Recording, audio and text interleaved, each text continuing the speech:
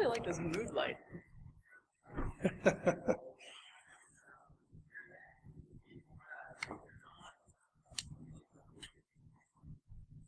Oh, you have presenter view to work.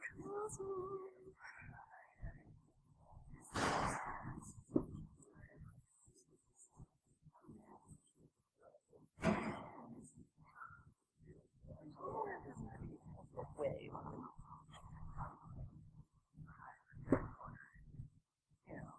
Minions hide. This is where the minions stand. No, you're not. Ever.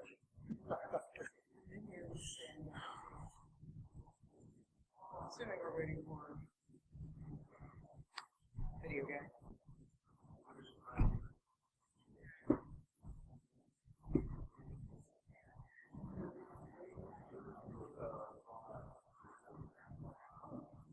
It's on now. Where's the timer? Your presenter view doesn't have a timer? Seriously? Other than that. Yeah. I can't read them. Okay. All right. Okay. Okay, why don't we get started? My name is Harry Regan, and I hear the microphone is on. I'm VP of Consulting Services for Securicon. This is Valerie Thomas. She's one of our lead engineers and security ninja. So what we're, and not a minion. Yeah. So what we're going to talk about is disaster recovery programs.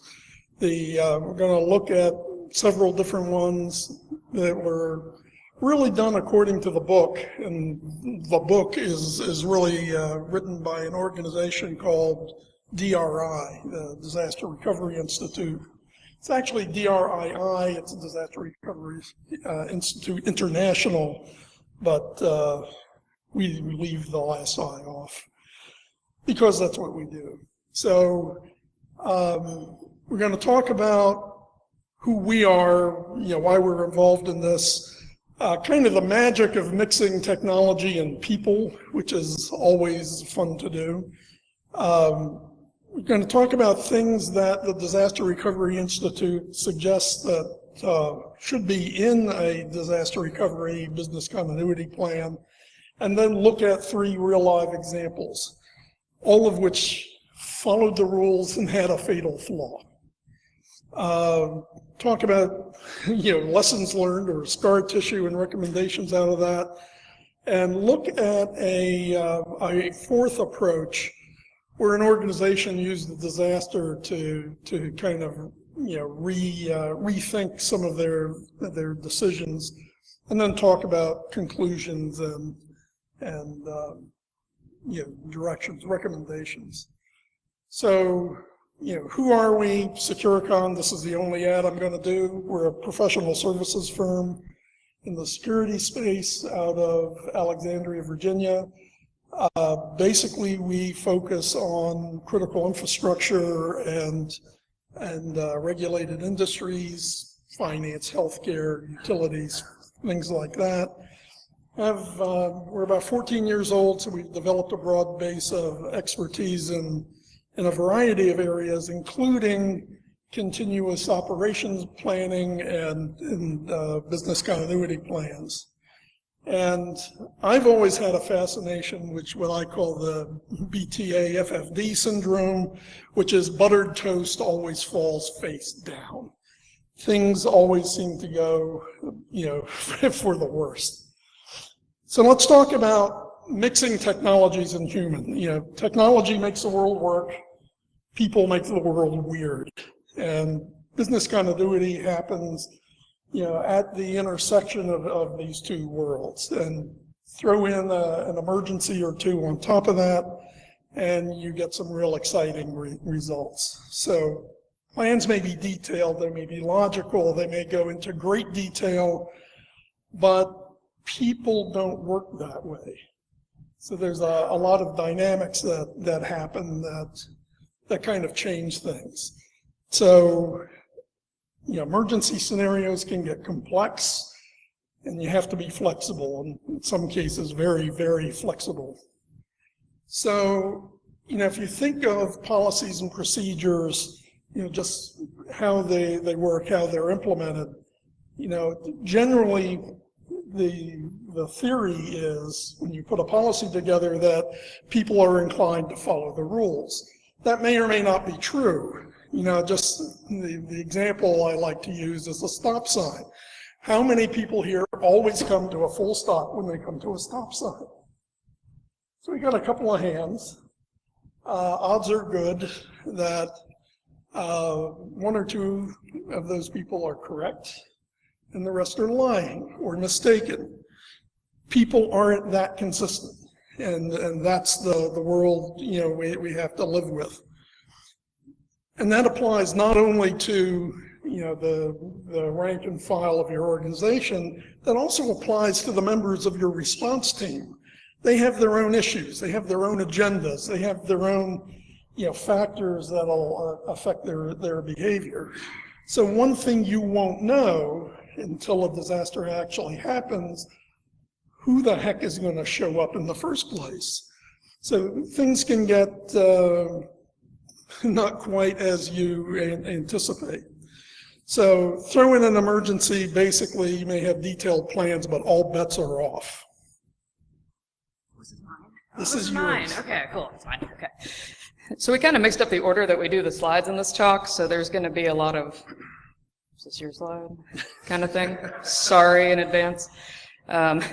This also is not my laptop. It's smaller, so I can't read it as well. So be patient with me. So we may also be talking about the same slide at the same time, but that I'm closer to the mic, so we shall see. All right, so we're going to talk about the best of intentions today, and we all know about best intentions and roads and paving and whatnot. So we've got 3 plans that were implemented and may or may not have worked out the way that they were supposed to. And one of the things with that is, they tested these. Everything was tested. But they only tested pieces of these. And I think as technology people, we really start to fall into this area where when we talk about we tested this, that really means we tested to see if the failover worked. But we didn't test anything else that went along with the failover.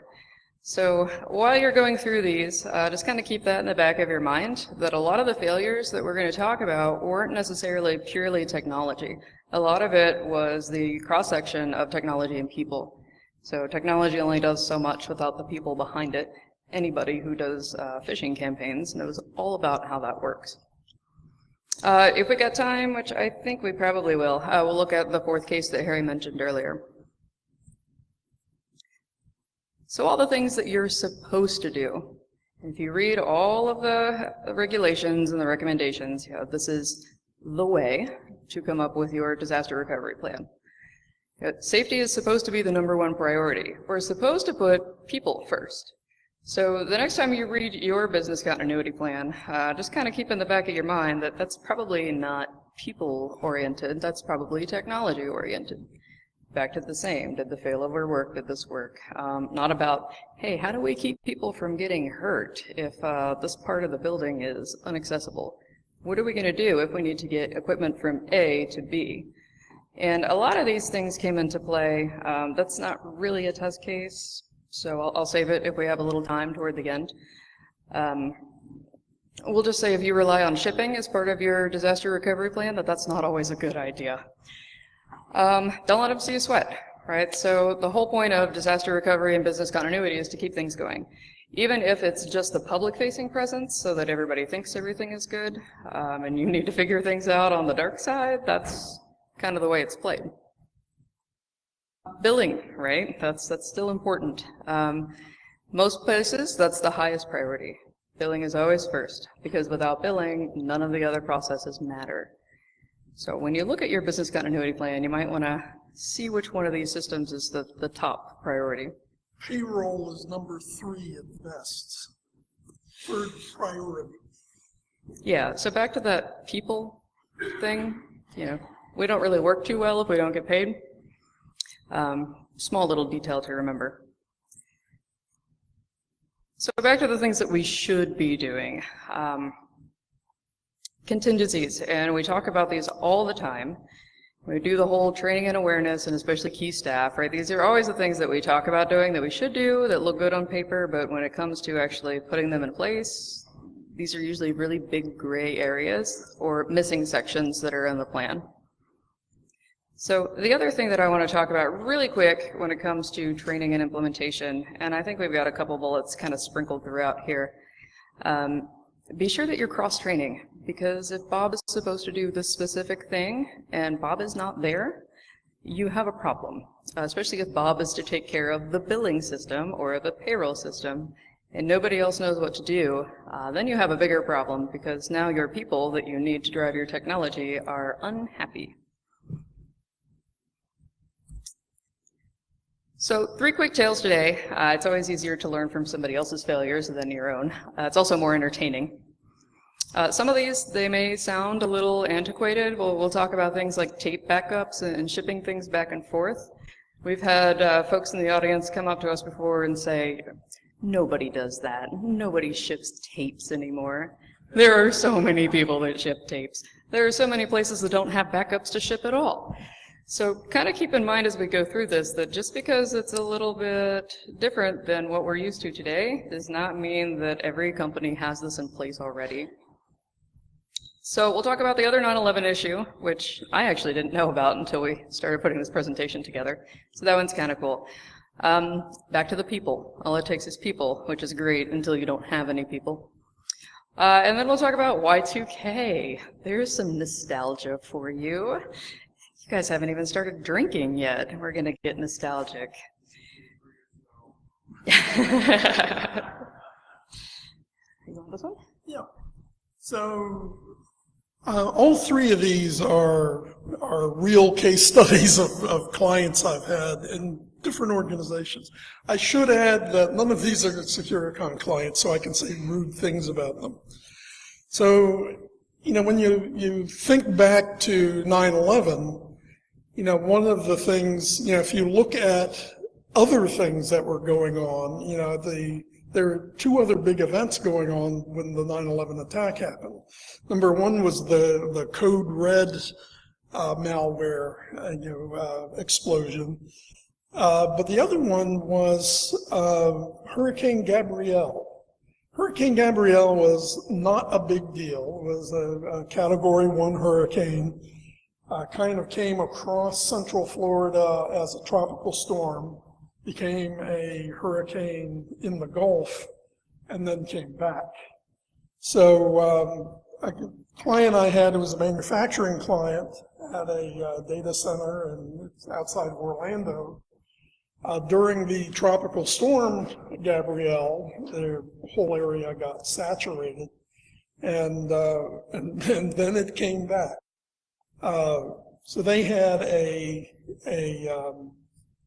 formal commercial disaster recovery plan with a large, reputable company whose name is 3 letters, but I won't say what they are. But the middle one is B, if that helps. Basically the deal was you have a contract, you specify rules of engagement for how you're going to identify, initiate a disaster, and then they will have an area reserved for you, the equipment you specify, and once you trigger the disaster, you get your backup data there, by whatever means you can, set up operations, run out of there until the disaster's over and migrate back. It's wonderful, except on 9/11, their backup recovery site was Sterling Forest, New York.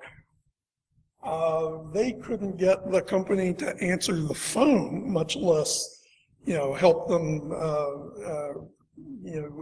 with their disaster, because everyone from New York was trying to get their services also. So two things you can find out from that is, number one, if the disaster site can't accommodate you, they give you this very polite, your request cannot be accommodated answer, but you do get your money back. So the good news is you're down hard, but you get your money back for the disaster recovery plan. So, you know, they had a few other issues.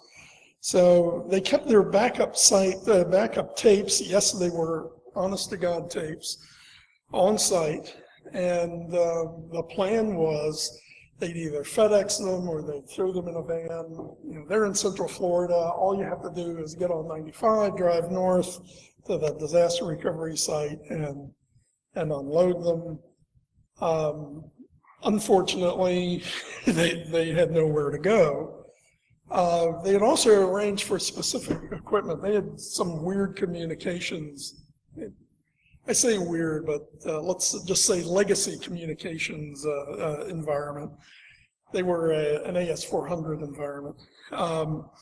So, you know, while they had the equipment planned, and you know, the intent was they could just swap over, they had never really fully tested that. You know, they had tested, you know, parts of it, but you know, it was kind of iffy whether they could pull it off. So with really an untested plan, it was kind of iffy, you know, from the beginning whether they could actually pull it off or not. But the good news is, again, with the third-party disaster recovery site, you can get your money back if you can't be accommodated. Yes, they flooded. The data center was flooded. They were down hard, but they learned stuff.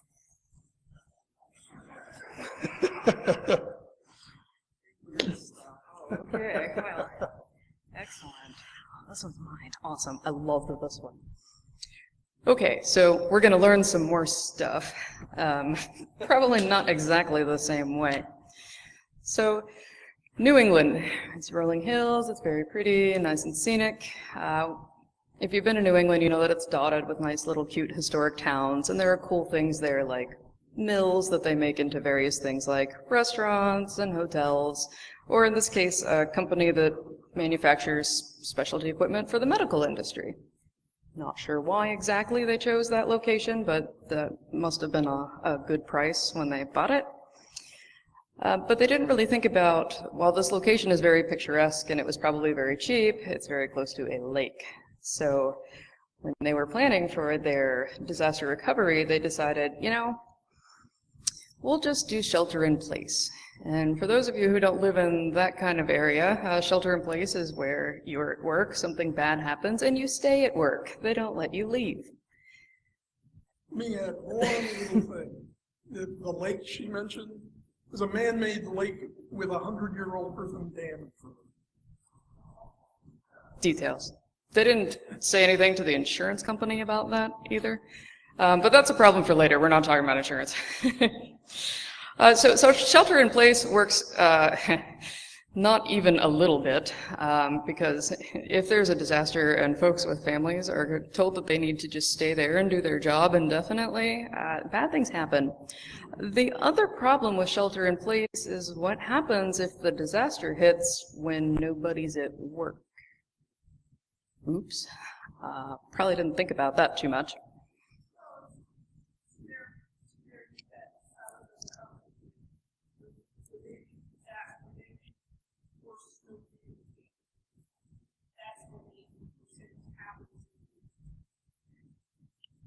And we all know about the 80-20 thing, right?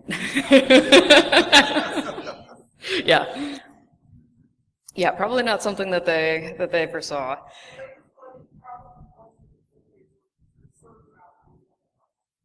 Yeah, probably not. So when they got the big storm, they decided, you know, when they set the generators up, it's tied to the natural gas line. As long as there's gas, we have power. It's probably good. Probably don't need to do anything else there. They had divergent carriers with failover, so that's pretty impressive, actually, considering their location, that they were using two different ISPs. It didn't help them, but it looks really good. They set up a lot of remote access and things to really kind of run on their own, but they really still plan on everybody being there to feed and water all of those systems. So they always had a robust and tested remote access policy. So back to testing again. When we test remote access policies, do we test them with 50% of our workforce trying to connect? Do we test them with like 5 guys from IT that night? Usually we test them with 5 guys from IT, and then when 3/4 of the company needs to connect, nobody can connect. I don't understand what happened. We tested it.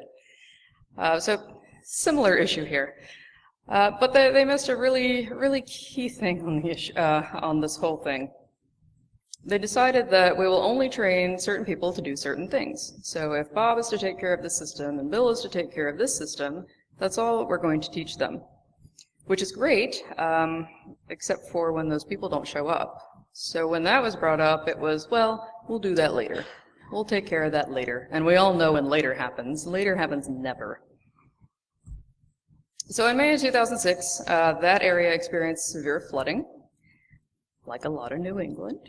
All the telecommunications were out though, so their divergent redundant connections that look so cool didn't help them. So when you don't have any connectivity, you don't have any remote access. It's kind of a problem. If nobody is at work when this happens and the roads are not usable, shelter in place doesn't really work when there's nobody in the place to shelter. So this building basically sat in the middle of this unattended for a few days. So it was kind of like the movie Home Alone, sort of, right, where the kid's home alone and he just kind of like lives it up. The system stayed up, so a lot of the things that they put in place on the technology side stayed up and were useful, but nobody was really there to kind of keep an eye on stuff. So even if something did happen, they wouldn't have a way to know. I love this one. So they also discovered that when they tested the plan, that they forgot to test how the voice networks, the VoIP phones, and the physical access control system, the thing that, you know, locks and unlocks the doors, they forgot to test those to see how those would fail over, or if they would fail over. And they kind of forgot to move those to backup power. And because nobody was in place in the shelter to do that, there were no phones, no internet access, and when physical access control systems lose power, all the doors unlock. So all I did was sit there, but systems were up, home alone, with all the doors unlocked. So if you had a boat, you could probably get to the facility pretty easily. They didn't lose anything, which is really kind of interesting because if you had a boat and a little bit of motivation, you could have carried everything out. So it was a good plan, it was tested, but not all the way tested. And that's really where cross-training starts to come into play. If there's only one piece that we rely on one person to do, that's probably not the best way to do it. Was their plan successful? Well, I mean, everything still stayed up, right? So, sort of. They were out, not necessarily there a couple of days longer than a couple of days. But when you make your requirements loose, then, you know, you kind of always overachieve at that point. All the automated processes ran, so the whole, you know, don't let them see you sweat thing, you know, as long as the client wasn't physically looking at their building, everything looked great on the internet-facing side. So from the client's perspective, you know, everything is great unless you try to call. Little details. But nobody was in control for 3 days until they finally got the road serviceable enough to get somebody back into the building through the unlocked door. So then, good old 1999. This particular company, I was that was grace and beauty there. So I was director of security for this company. Y2K, as you can remember, probably was a non-event. I was the second shift duty manager for the Washington D.C. area, so that meant I was on site at midnight on December 31st, 1999, We had 2 scans that we detected. One was coming from Tel Aviv, and we don't know who that was. The other was coming from Carnegie Mellon University, so we figured it was some grad student who had, less family and social life than we did. We determined that we could have, our duty cycle was from 15 December to 15 January. We discovered you really can have pizza for dinner for 30 days. And we also discovered that the hacker community, had better things to do than try to attack us at that point. But in preparation for that, we went through an exercise, across the whole company to prioritize, what applications were critical. We had, a multi-tier system. We tested and went through a lot of detail. Virtually all of 1999, I was rocketing back and forth between the backup data center and the primary data center, just testing different elements in the program. So we were ready. We had everything put together. So the primary data center is in suburban New York. It's about an hour north of New York City in Connecticut. Backup data center is in the Maryland suburbs of Washington, D.C. You can use Google to figure out who that is, though neither of those sites exist anymore, long story. And, but they had taken, care to try to address all possible problems. So they had standing hotel reservations at hotels at both data center sites. They had gone through just nauseating detail in testing, different scenarios. It was a scenario-based plan. If this happens, we're going to do this. If this happens, we're going to do this. If this and this happen, then we have, a third set. So we had, last but not least, we had positions identified, kind of a role-based model to say if different things happened, then this group would work remotely and they'd be issued laptops and be sent off to this hoteling space, and very detailed plan. But so we had monthly testing. The New York City staff was basically spread between 3 locations, 1 Liberty Plaza, Times Square, and Wall Street. Again, if you play with Google for a while, you can figure out who this is. And if staff had to be displaced, there were both hoteling locations and some people could be sent home, with laptops to do their job. Y2K came and it was a non-event. Nothing happened. But that was the plan that was in place when 9/11 happened. So that was the plan that they executed against. 1 Liberty Plaza is across the street from the World Trade Center. So, if you think about the stock market for a second, that while the market opens at 9:30, the market staff actually is on site at 6 a.m.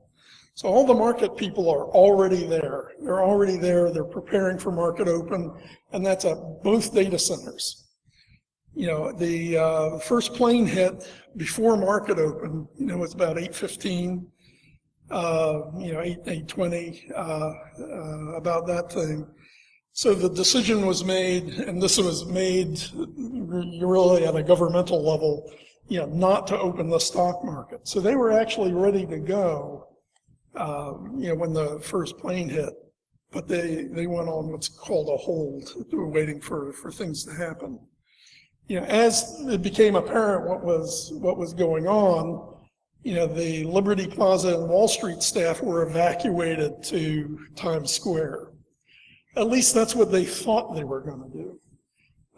Network was transferred to the backup site without incident. But, on one level, the plan was very successful. You had an almost seamless transition of systems from the primary to the backup. Turned out necessary because the market didn't open that day. In fact, the market was closed for 2 weeks after that. The market system staff was on site, in place, ready for normal operations, and the corporate staff, were all, this is 8 o'clock in the morning. A lot of them haven't even made it to work yet. The backup data center was in the DC area, and that was, as you recall, another 9/11 target site. There were staff injuries, and but no fatalities. So why were there injuries if you have that facility, that conditions set in place? And it's because of human nature.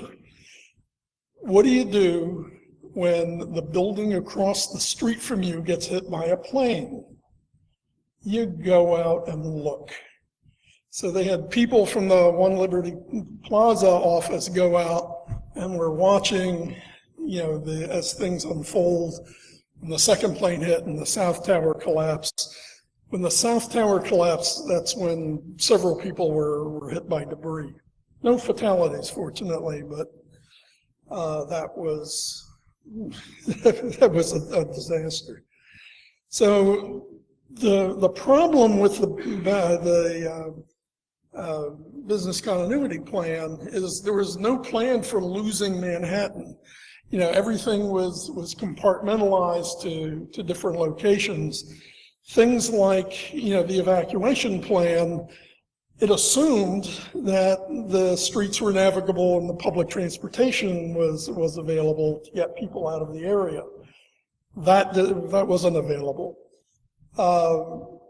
Because of damage to the One Liberty Plaza building, there were severe and lasting, workforce issues, just displacement of people from those locations. And the other thing that, this was the Y2K plan. This was put together in late 1999, was finalized. It's now 2001. It's 2 years later. IT never ordered licenses for the VPN for the staff, but that's okay because they also didn't order laptops. So IT wasn't ready to bring in this influx of remote workers. And sometimes you get lucky. So if you read anything about the World Trade Center, in the basement of the South Tower was the AT&T Switch Center for metropolitan New York. When the building collapsed, the Switch Center became unavailable, let's say. And they also took out the cell towers on the top of the building. But this company used MCI, and all the things were routed out of Connecticut. So, they weren't affected by that. So they had the network. They could still operate, but Manhattan was destroyed. This is mine? This is yours. Oh, this is mine. Okay, cool. I can see it from over there. All right, so instead of lessons learned and recommendations, I think scar tissue is a little bit more fitting, especially with some of these organizations. Recurring drills are important, and it's not just frequency, it's scale, as we've seen in a couple examples here. Backups, oh my gosh. So if you're doing incremental backups and your system goes out on the 23rd of the month, it's going to take a long time for you to get that system back up to where it was on the 22nd. So you might want to test that a little bit to see exactly how long that's going to take. If that's not an acceptable time, then you need to rethink the way that you're doing backups and HA pairs and all that great stuff. Because if you're not doing backups properly or at all, then you've got bigger problems. So we've also seen this happen with a handful of clients where they needed to do a bare metal restore, but they didn't necessarily know what they needed or have a really good list of everything that the software required. So you're going to need more than one thing. And actually, we had a little oops a while back. You really just don't plan for losing 2 drives out of a RAID 5 array. Like, how does that happen? Right? So even if you lose 2 drives out of your RAID 5, it's going to rebuild, but it's not going to be pretty. So, or quick. How long did that take? That took a long time to restore. Transactional systems, they really get upset if the handoff's not done properly. So I'm not going to talk about any vendors here. Oracle. Those systems get really upset if you get that mixed up. And then you get really weird things in the database, and we all know what happens when we get corruption in the database. Lots of people have very bad days. If you're using a third-party backup site and it's not something that you've looked into really testing, like live testing, do that and check your service contract with them, because a lot of times they may not have the actual equipment that you need. And that comes down to like things like cables and RAID controllers. And if you have something with, God forbid, SCSI drives, and you didn't tell them that, then you've got a bigger problem. Yes, we have clients that use SCSI drives, but that's another story. So what do we do about all this? And I think that we really need to look at the disasters that you're potentially facing, not just your organization, but what about your disaster recovery sites? So for those of you who don't know, I actually started my career in the defense industry. So I used to be a Fed, but I'm better now, a lot better now. I used to work for the Defense Information Systems Agency, so that's kind of like the ISP of DoD, right? Backhaul, long-haul comms, and satellites and good stuff like that. They didn't really think about stuff like disaster recovery sites and disasters when they did a lot of their planning. So one of their sites for backup was Slidell, Louisiana. Let's put the backup site below sea level. What could possibly go wrong? So when Katrina hit and we were trying to get things coordinated between, gosh, this dates it, JTF-GNO, JTF-GNO up at DISA headquarters, and what the folks needed at Slidell, we needed to get equipment to them, mostly not special equipment. Good luck finding a carrier that's going to deliver that for you. So you call FedEx, and they're like, yeah, UPS is still open. You might want to check with them. We're not going to deliver there. So if you depend on that, you might want to have another process in place just in case something like that happens. Lots of other really interesting lessons out of Hurricane Katrina, but we'll leave it at that for now. We won't go into what you can't spell without DISA. They're not a client. It's cool. Especially not now. Not now. Oh, well. Let's see. We already talked about those. Our side doesn't. Yes. And back to maintaining equipment at the DR site. So if you have it in your contract and you know they have the equipment and you upgrade at your primary site, how many of you actually remember to make sure that the DR site upgraded? If you didn't do any kind of real live rollover testing, then you're not going to know. And what happens is the old hardware can't run the new software, which you don't know until nothing can run the new software, and then you have a bigger problem. So I think we already drilled this into the ground. Cross-training is good. We need to make sure that we have backups for the people, not just the technology. And because you just don't know who's going to show up or not show up until a disaster comes. And that looks like your slide. Yeah. So I mentioned earlier, having granular plans, and what that really means is really 2 things. One is going to the level of detail that you think you'd need to address for a known disaster. Have categories of disasters defined in advance, and then a detailed approach on how you would do it. But things never really happen like you expect them to, so expect the half disaster. You know, you didn't lose the data center, you lost part of the data center. Or, you know, it's, you know, the network, you know, you have a regional network outage, not a total network outage. So there's, you know, there's things that, that can make your life, you know, tricky if you don't go into enough detail. And in any disaster, you know, people are a variable. So, you know, you can have these great plans that say, you know, these 5 people are going to, you know, serve these roles in a disaster recovery. You know, and a lot of plans have like primary, secondary, and tertiary. But let's take a case of like a pandemic, you know, or something like that. None of them may be available. So, you know, you've got to be able to plan for that and you know, how you address it. That also gets really important when you're working in a classified environment, because if 3 people know the combinations of classified safe and they're not there, you've got a big problem. Not that I would know, but yeah. So to the extent possible, compartmentalize is the message there. You know, it's have the situational plan, but have it, you know, done to a level where you can take pieces of the plan. And it's always good to have what I call an OCISD strategy, which is the oh crap, it's something new.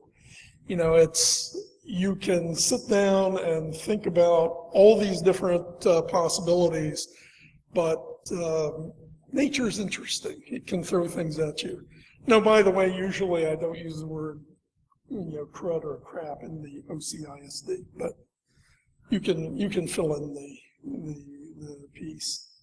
But let's talk about an alternative. There was another client. This is a different 9/11 story. It was a cosmetic company headquartered in New York. They have 2 R&D facilities. One's in central New Jersey. One's in Nice, France. Yes, the French Riviera.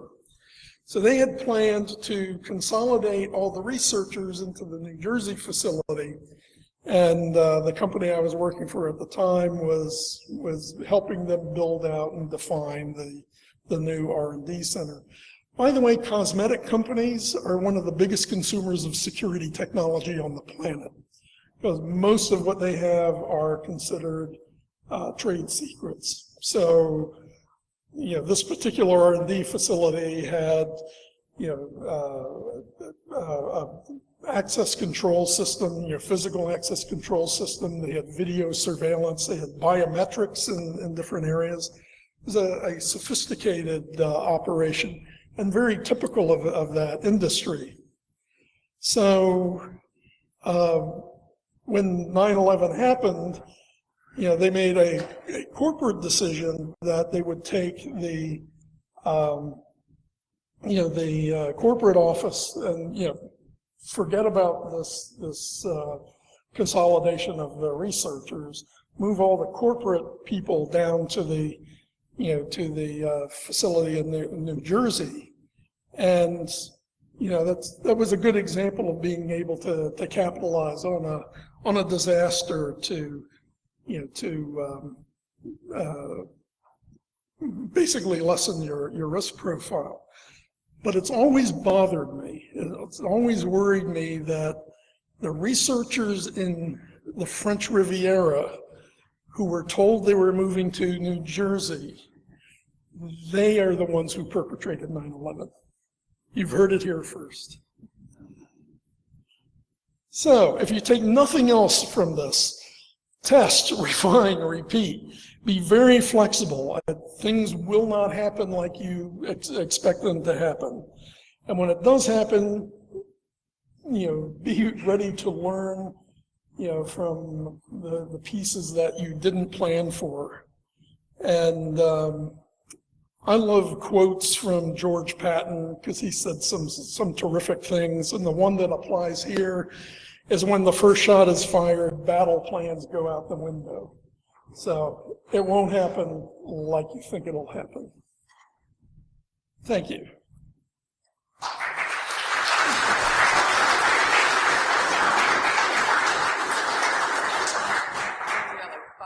Yeah, so questions, comments, obscenities.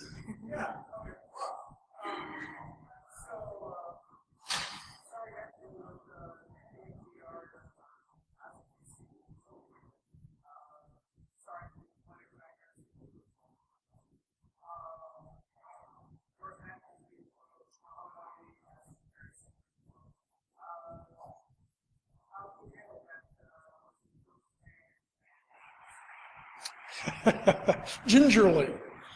So the idea is to be flexible. You know, it's be willing to deviate from the plan or go through a much more intense planning program and have, you know, contingencies laid out. Most DR plans and BCP plans that I've seen in 30 years of working with these really